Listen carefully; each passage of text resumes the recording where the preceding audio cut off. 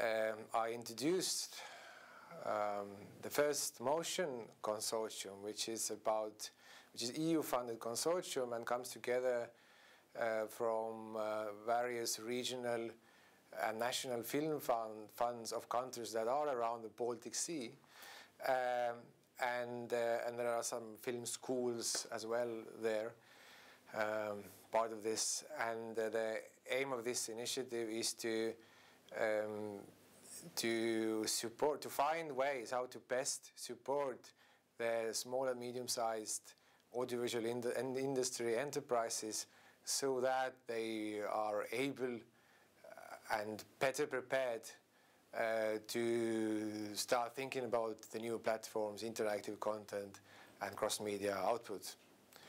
And then I introduced a kind of theoretical framework. I sketched it, which is about trying to understand how the textual forms of cross-media storytelling could be understood as being in their evolution interdependent with the evolution of specific institutional forms of production of these kinds of stories and forms of content. And so I was trying to sketch the possible kind of analytic and conceptual framework so that you understand the economic and institutional developments, how they evolve together with the textual forms of storytelling.